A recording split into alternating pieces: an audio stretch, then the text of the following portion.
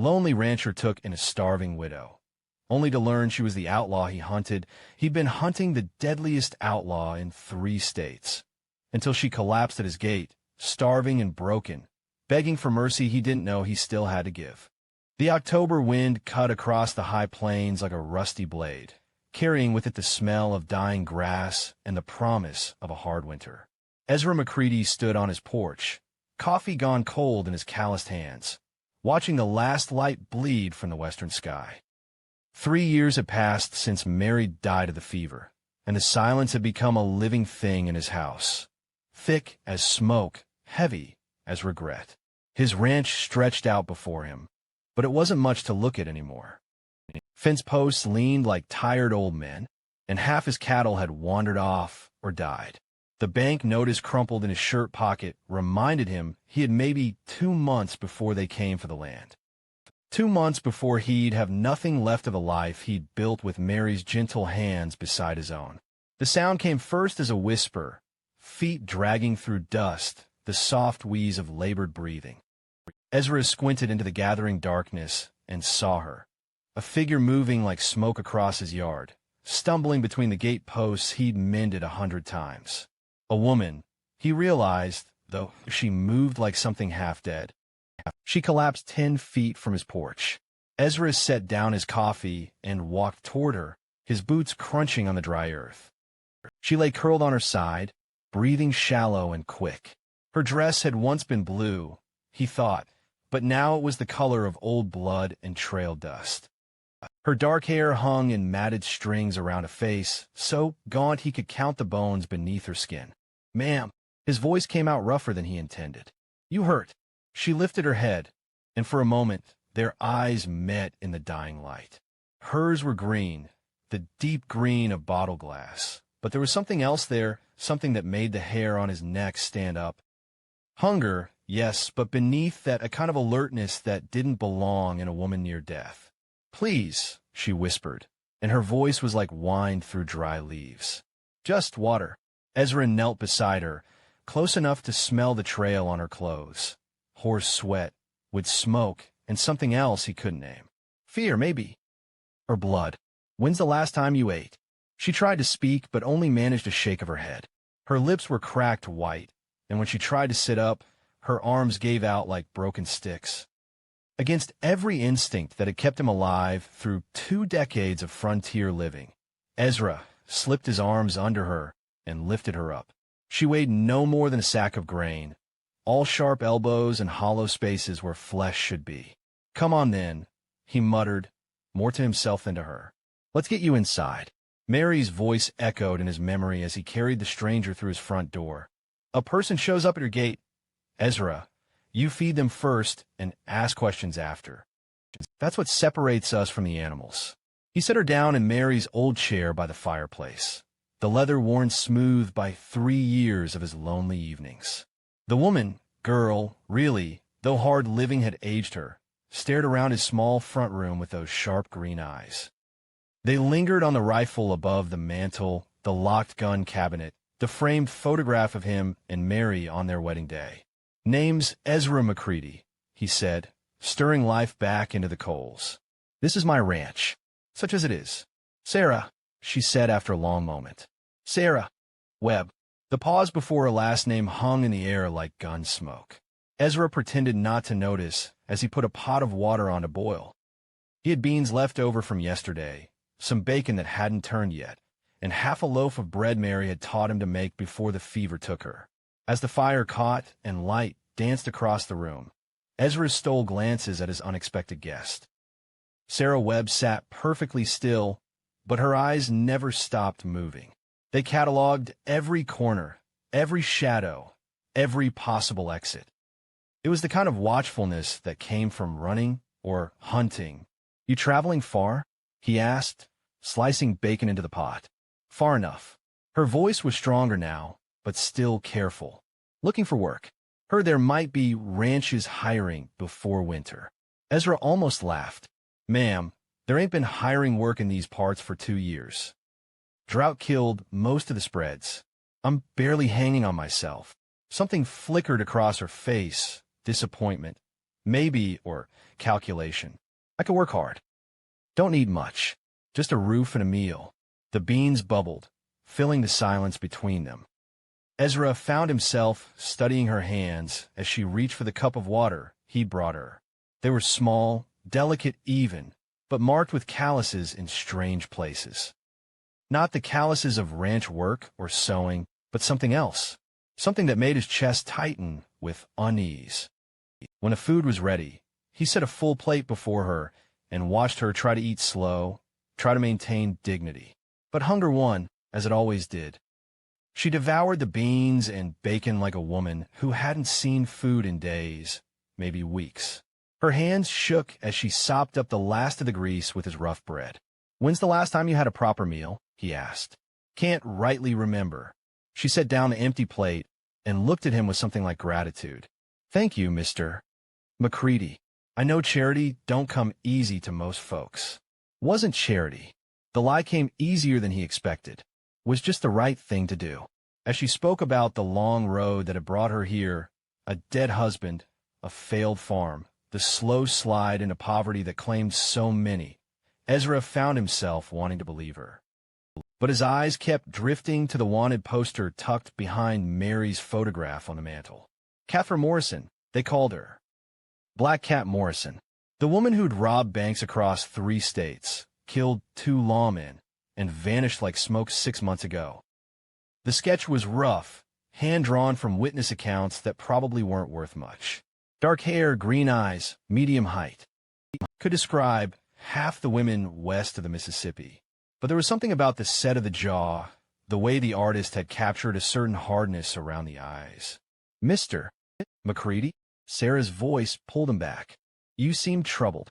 Just thinking about winter coming. Gets a man's mind turning dark circles." She nodded as if she understood all about dark circles of thought. "I should probably move on tomorrow. Don't want to be a burden. Were you planning to go? West? Maybe California. Heard there's still opportunity out there." California was a long, hard road for a woman alone, especially one running from something. "You got money for supplies?" "Horse." The silence stretched too long before she answered. "I'll manage." Ezra stoked the fire, buying time to think. Outside, the wind howled like something dying, and he knew the temperature was dropping fast. A woman alone on the trail in weather like this would be dead by morning. "Storm's getting worse," he said finally. "Roads will be mud for days after this passes. You're welcome to stay till it clears." Relief flickered across her face before she could hide it. "That's kind of you." As the evening wore on, they settled into an awkward domesticity. She insisted on washing the dishes while he tended the animals, checking that the barn was secure against the wind. When he came back inside, she was standing before Mary's photograph, studying it with an expression he couldn't read. "She was beautiful," Sarah said softly. "Yes, she was." Ezra hung his hat on the peg by the door. "Inside and out. How long has she been gone?" 3 years come Christmas. Sarah traced her finger along the frame's edge. "Must get lonely. A man learns to live with what he's got to live with." She turned to face him then, and in the firelight, her features seemed to shift and change. For just a moment, she looked like someone else entirely. Someone harder, more dangerous. Someone who might slip a knife between a man's ribs while he slept. "I'll take the floor," she said. "Don't want to impose on your hospitality more than I already have. Mary's room is empty. Has been for 3 years. Seems foolish to let it stay that way when there's need." "I couldn't," she would have insisted. Ezra's voice carried the weight of absolute certainty. Mary never could stand to see anyone suffer if she could help it. That night, as Sarah settled into Mary's bed and Ezra lay staring at the ceiling in his own room, the wind carried whispers of doubt through the old house's bones. He'd memorized every line of that wanted poster over the past months, studied it so long he could draw it from memory. Catherine Morrison, 5 feet and 4 inches, dark hair, green eyes, scar on her left palm from a knife fight. In the morning, he'd check for that scar. In the morning, he'd know for certain whether he'd given shelter to an angel or invited the devil to sleep in his dead wife's bed. She made bread with the same hands that had killed 2 lawmen, and he knew it but still couldn't bring himself to turn her in. The scar was there. Ezra saw it on the third morning as Sarah reached for the coffee pot. Her left palm turned up to catch the steam. A pale line ran from the base of her thumb to her wrist, old but deep. The kind of scar that came from a blade, not from ranch work or kitchen accidents. He said nothing. Poured his coffee. Watched her butter the bread she'd made before dawn, her movements graceful despite the calluses that marked her hands like secrets. Catherine Morrison, because that's who she was, he knew it now with bone-deep certainty, had learned to make bread while running from the law. "Sleep well?" he asked, settling into his chair across from her. "Better than I have in months." She bit into the bread, and for a moment, her face softened with something like peace. "Forgot what it felt like to wake up without looking over my shoulder." The honesty in her voice cut him deeper than any lie could have. 3 weeks had passed since the storm brought her to his gate, and in that time, she'd become something he hadn't expected, necessary.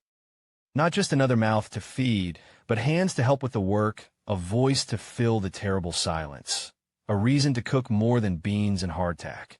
She'd mended his broken gait with wire and patience, gentled his most stubborn horse with soft words and steady hands. In the evenings, she'd sit by the fire and listen to his stories about Mary. Really listen, not just wait for her turn to speak. Her laughter, when it came, was rusty from disuse, but real as morning light. "Shoulder bothering you?" The question slipped out before he could stop it. Her hand moved instinctively to touch a spot near her collarbone, then caught herself. Old injury. Sometimes aches when the weather changes. Another piece falling into place. The poster mentioned Catherine Morrison had taken a bullet during her escape from Dodge City. Shoulder wound, according to the witnesses. Non-fatal, but enough to slow her down, leave her vulnerable to men like him who once collected bounties for a living. Men like he used to be, before Mary taught him there were better ways to make a dollar. "Ranch work can be hard on old injuries," he said carefully. "Maybe you should take it easier today. Can't afford to take it easy. Winter's coming, and there's still fence to mend."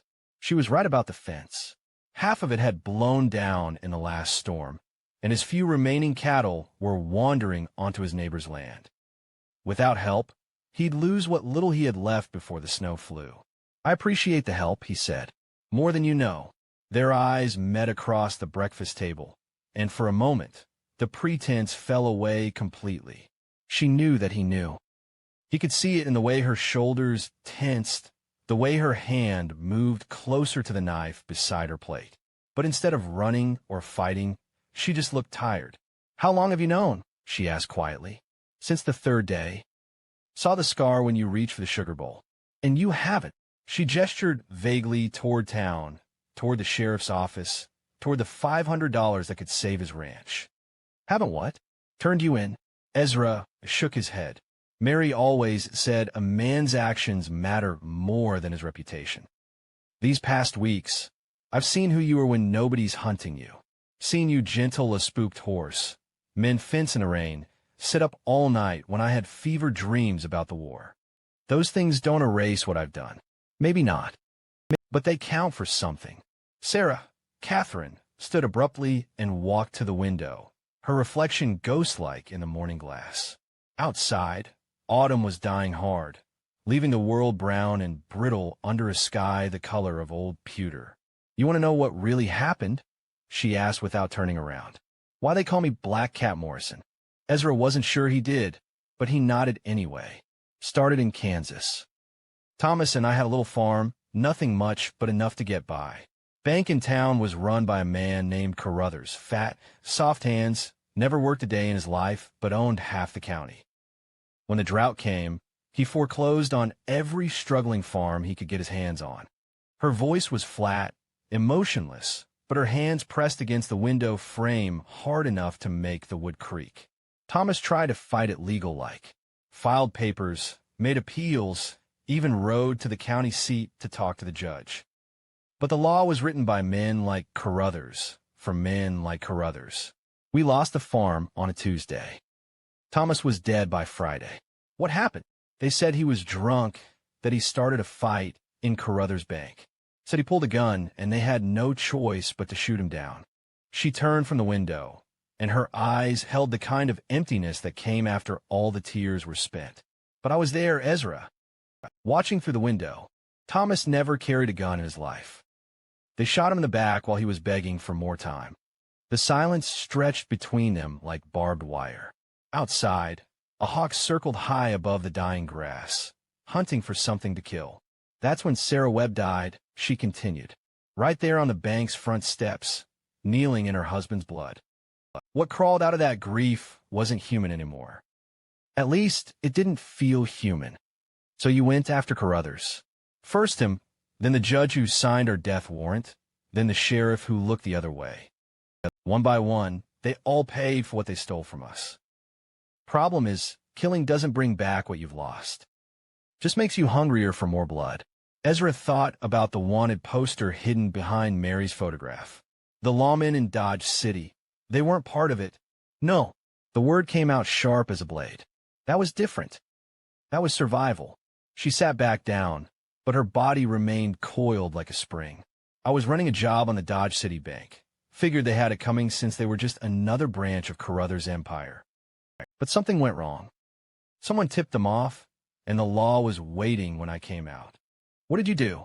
What I had to do. Her voice dropped to a whisper.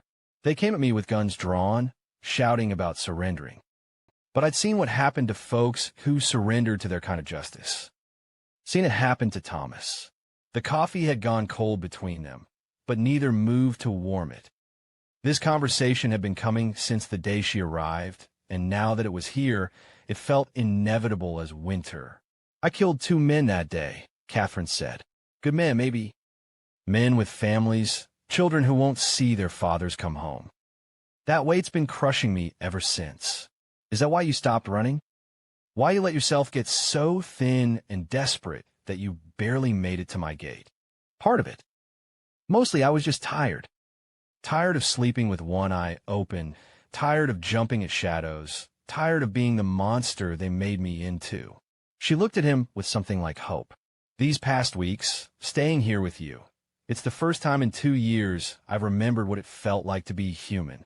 Ezra studied her face in the morning light.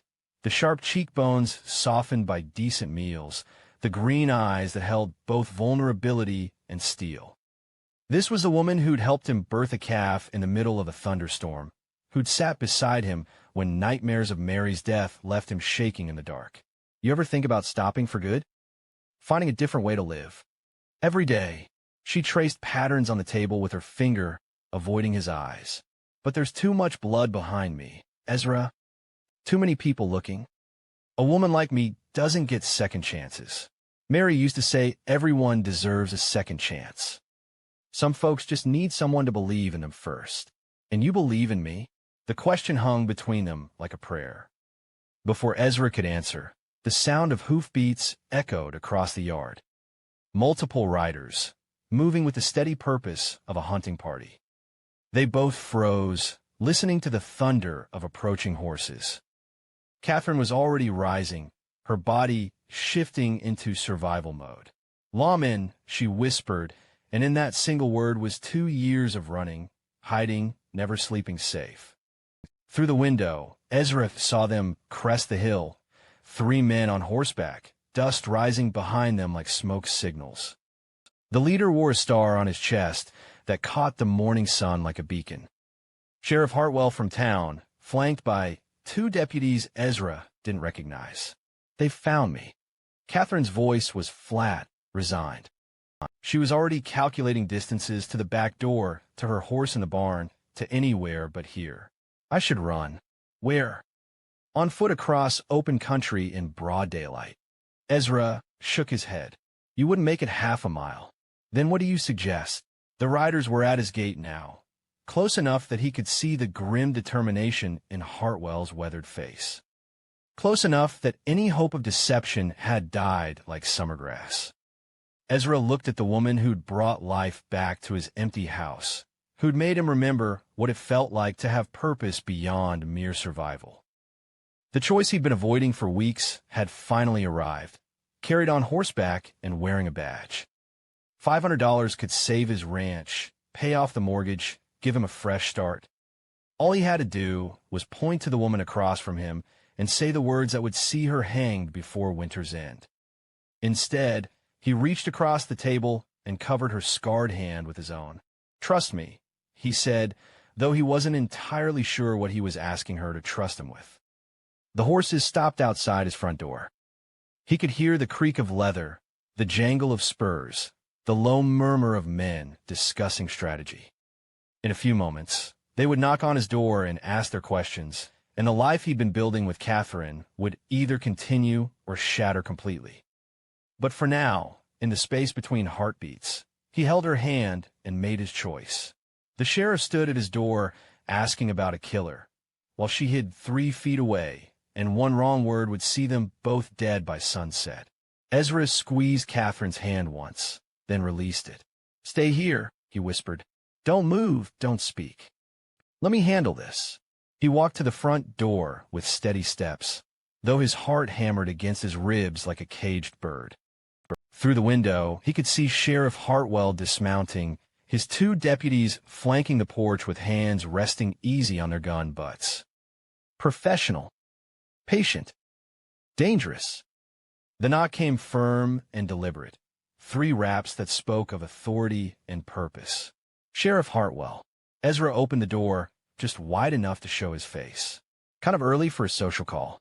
Ezra Hartwell touched the brim of his hat, his eyes already scanning the interior of the house. "Got some questions for you, if you don't mind." "About what?" "Catherine Morrison." "Black Cat Morrison." "You heard the name?" Behind him, Ezra felt rather than heard Catherine's intake of, "Can't say I have." "Should I know it?" "Most dangerous woman in 3 states. Killed 2 lawmen in Dodge City 6 months back. Vanished like smoke. We got word she might have passed through this area." Hartwell stepped closer, and Ezra caught the smell of trailed dust and determination on the man's clothes. The sheriff was younger than him by a decade, but he had the kind of eyes that missed very little. "Can't help you there, Sheriff. Haven't seen anyone pass through in weeks. Mind if we take a look around?" Just to be thorough, it wasn't really a question. Ezra stepped aside, knowing that refusing would only invite suspicion he couldn't afford. "Help yourself." Not much to see. The 3 lawmen filed into a small front room, their spurs ringing against the wooden floor like death knells. Hartwell's eyes swept the space methodically, the 2 coffee cups on the table, the extra plate by the sink, the faint scent of lavender soap that still clung to the air. "Smells like a woman's been here," one of the deputies observed. "Mary's things." Ezra's voice stayed level. "Haven't had the heart to pack them away yet." It was partially true. Mary's clothes still hung in the wardrobe. Her books still lined the shelf by the window. But the bread cooling on the counter was fresh, the 2nd coffee cup still warm, and any fool could see that someone had been living here recently. Hartwell picked up Mary's photograph from the mantel, studying it with professional interest. Behind a frame, Ezra knew the wanted poster waited like a loaded gun. One small movement, one moment of carelessness, and Catherine's face would be staring back at them. "Pretty woman," Hartwell said. "Sorry for your loss." "Thank you." The sheriff set the photograph down carefully, his fingers brushing the edge of the hidden poster. Ezra's throat went dry as dust. "You been out to town lately, Ezra?" "Not since September. Been busy trying to save what's left of this place." "That's so." Hartwell walked to the kitchen, noting the clean dishes, the flour dusting the counter, the signs of regular cooking. "Eating pretty well for a man on his own. Learned to make do with what I got." The interrogation continued for 20 minutes.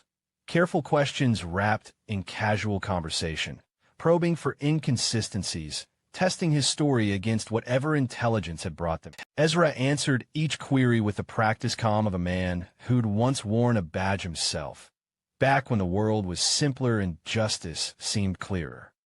Finally, Hartwell seemed satisfied. "Well, we appreciate your time. You see anything suspicious, anyone you don't recognize, you'll send word?" "Of course." The lawman filed out, but Hartwell lingered on the porch. "You know, Ezra, there's a $500 reward for information leading to Morrison's capture." dead or alive. That's considerable money. Enough to save a failing ranch, I'd imagine. The sheriff's eyes were sharp as winter stars. Enough to make a man's problems disappear. If I knew anything about this woman, Sheriff, you'd be the first to hear it. Hartwell nodded, but something in his expression suggested he wasn't entirely convinced. Take care of yourself, Ezra. Winter's going to be hard on folks living alone. Ezra watched them ride away until they disappeared over the ridge, then closed the door and turned to find Catherine standing in the kitchen doorway. Her face was pale as old bone, her hands trembling like aspen leaves. Why, she asked. Why didn't you tell them? Because Mary would have skinned me alive if I turned away someone who needed help. That's not a good enough reason to risk your life. Maybe not. Ezra walked to the fireplace and pulled the wanted poster from behind Mary's photograph, holding it up to the light. Catherine Morrison's face stared back at him. Angular, dangerous, nothing like the woman who'd made his coffee that morning. But it's my reason. Catherine stared at the poster like it was a snake coiled to strike. You could have been rich. Could have saved your ranch. Ranch isn't worth much if I can't look at myself in the mirror. That evening, as if the universe had decided to test their newfound honesty, the first blizzard of the season roared down from it. Snow fell thick as cotton, driven by winds that howled like banshees around the house's corners. Within hours, the world outside disappeared into a white void that made travel impossible. They were trapped together, outlaw and protector, hunter and hunted, two souls bound by circumstances neither had chosen. Looks like we're stuck for a while, Ezra said, watching the snow pile against the windows. Could be days. Catherine stood beside him, close enough that he could smell the lavender soap in her hair. You sure you're ready for that much truth in one small house? Guess we'll find out. The blizzard raged for 3 days and 3 nights, sealing them in a world of white silence and flickering firelight. In that forced intimacy, the last walls between them began to crumble. Catherine told him about her childhood in Missouri, about learning to shoot from her father, about the dreams she and Thomas had shared for their little farm. Ezra shared memories of Mary, how she'd insisted on planting flowers even when the drought was killing everything else, how she'd sung while doing chores, how her death had left him hollow as an empty church. On the second night, fever took him, a bone-deep chill that left him shaking and delirious. Catherine tended him with the same gentle hands that had once held smoking guns, bringing cool cloth for his burning forehead, spooning broth between his cracked lips, reading aloud from Mary's books when the silence grew too heavy. Don't know why you're doing this, he mumbled through chattering teeth. Because someone needs to. Because you did the same for me when I was half dead at your gate. Different. You were innocent then. Was I? She set down the book and looked at him with eyes that held 2 years of running. Been blood on my hands since Kansas. Ezra, being innocent isn't something I get to claim anymore. In his fever dreams, Ezra saw Mary standing in fields of wildflowers, shaking her head at him with disappointed love. You always were too quick to judge, Ezra McCready. Too slow to forgive. When the fever broke on the 3rd morning, he woke to find Catherine asleep in the chair beside his bed, Mary's old quilt wrapped around her shoulders. Sunlight streamed through the windows, revealing a world transformed by snow, clean, white, beautiful as forgiveness itself. How long was I out? He asked. She stirred, blinking awake. 2 days. Thought I might lose you there for a while. Takes more than a little fever to kill an old bull like good. She smiled, and for the first time since he'd known her, it reached her eyes completely. Would hate to dig a grave in this weather. They laughed together, quietly, carefully, like people learning to trust happiness again. Outside, the storm had passed, leaving behind a silence so complete it felt sacred. Catherine, Ezra said, testing her real name on his tongue. She flinched as if he'd struck her. Don't. Please. Sarah's all I got left of who I used to be. Sarah died with her husband in Kansas. You told me so yourself. Then what am I now? Ezra looked at her sitting in the morning light, Mary's quilt around her shoulders, her hair catching fire from the sun. I don't know yet. But I'd like to find out. The honesty of it hung between them like a bridge over deep water. She could cross it or burn it down. The choice was hers to make. The sheriff will be back, she said finally. Maybe not today, maybe not tomorrow, but soon. Men like Hartwell don't give up easy. Let me worry about Hartwell. You don't understand. $500 is more money than most folks see in 5 years. Someone will talk, someone will remember seeing me, and when they do, we'll face it together. The words surprised them both. Catherine stared at him as if he'd spoken in a foreign tongue, while Ezra wondered where such certainty had come from. 3 weeks ago, he'd been a broken man waiting to die alone on a failing ranch. Now he was making promises to protect the most wanted woman in 3 states. You don't know what you're saying, she whispered. Maybe not. But I know I don't want to go back to being alone. Outside, the snow began to melt under the warming sun, sending streams of water running off the roof like tears. Soon the roads would be passable again. Soon the outside world would intrude on the fragile peace they'd built in this small house on the edge of nowhere. But for now, they had silence and sunlight and the dangerous luxury of hope. When the sheriff came back for the outlaw hiding in his house, the lonely rancher had to choose between $500 that could save his ranch or the woman who'd save his soul. Spring came late that year, creeping across the high plains like a thief afraid of being caught. The snow melted slowly, leaving the world muddy and raw, scarred by winter's harsh attention. Ezra stood at his kitchen window, watching water drip from the eaves like a broken clock, counting the days since Catherine had become more than just a name on a wanted poster. For months, 4 months of shared meals and quiet conversations, of working side by side to keep his dying ranch alive, of falling asleep to the sound of her breathing in the next room. 4 months of pretending they could build something lasting on a foundation of lies and borrowed time. The bank notice in his pocket had been joined by 2 others, each one more threatening than the last. The final payment was due in 3 weeks, or they'd come for the land with papers and guns and the cold certainty of legal right. $500 would solve everything. $500 was a fortune to a man with empty pockets and an empty future. $500 was the price on Catherine Morrison's head. "You're thinking too loud," Catherine said from behind him. He turned to find her standing in the doorway, flour dusting her hands from the morning's bread. She'd filled out over the winter, her sharp cheekbones softened by regular meals, her green eyes bright with something that might have been happiness if either of them had dared to name it. Just watching the snow melt, thinking about planting season, thinking about whether you're going to have land to plant on. She knew about the bank notices, had known since the day she found him burning the second one in the fireplace, his face gray with despair. That night, she'd sat beside him without speaking, her presence a comfort he'd stopped trying to analyze or deserve.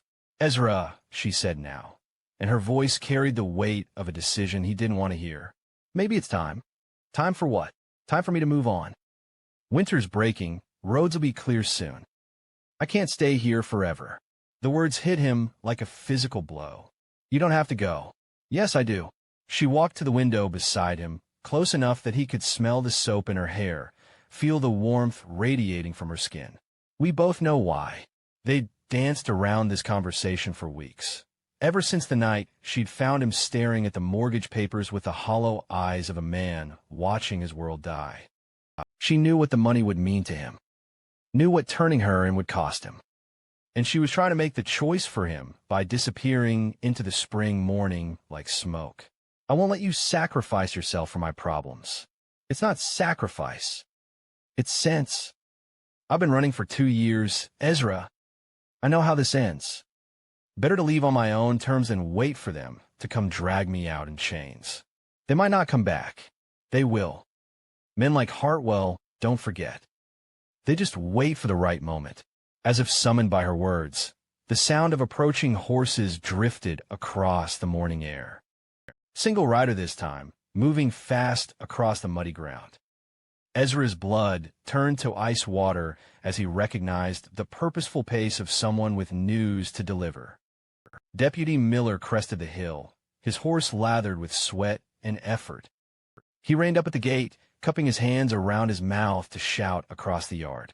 "McCready, Sheriff wants to see you in town. Says it's urgent." Catherine's face went white as old bone. "They know. Someone saw me, someone talked. They know I'm here. You don't know that. I know how this works." She was already moving, already calculating. How long does it take to ride to town and back? Hour each way, maybe less if they push hard.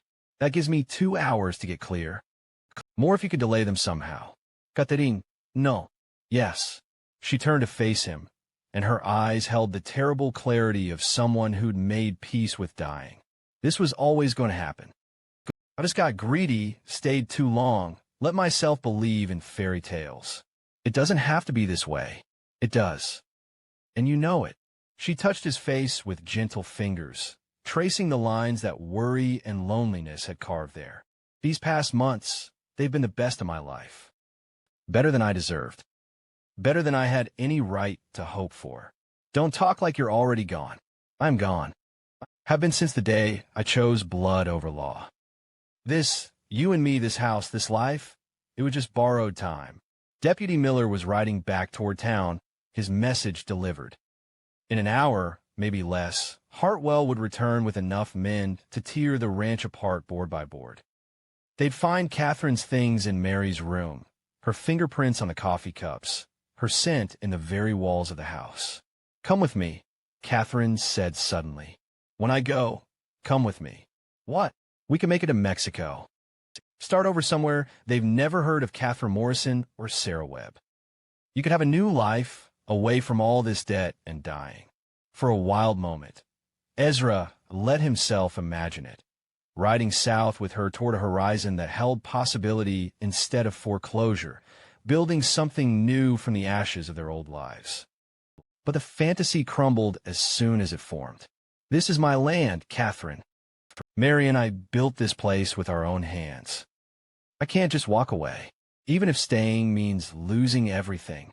Even then, she nodded as if she'd expected that answer, as if his stubborn loyalty was just another reason to love him. "Then I go alone. Like hell you do." The vehemence in his voice surprised them both. Catherine stared at him with wide eyes, seeing something in his expression that made her take a step back. "What are you saying?" "I'm saying maybe there's another way. Maybe running isn't the only choice you got left." "Ezra, they want to hang me. You understand that? Not prison, not exile. They want to put a rope around my neck and drop me from a gallows. Then we make sure that doesn't happen." Before she could ask what he meant, the sound of multiple horses echoed across the valley. Not one rider this time, but many. Ezra counted at least 6, maybe more, riding hard toward his gate with the grim purpose of a hunting party that had finally cornered its prey. "Too late," Catherine whispered. "They're here." She ran for the back door, but Ezra caught her arm. "No, no more running. They'll kill you too if you try to protect me." "Maybe. But I'd rather die standing than live on my knees." The riders thundered into his yard, Hartwell in the lead, flanked by his deputies and 3 men Ezra didn't recognize. Federal marshals by the look of them. The kind of men who crossed state lines to bring in the worst killers and never went home empty-handed. "This is it," Catherine said, and her voice held the flat acceptance of someone who'd always known this day would come. "This is how it ends." "No." Ezra walked to his gun cabinet, pulled out the Winchester rifle that had seen him through 2 decades of frontier violence.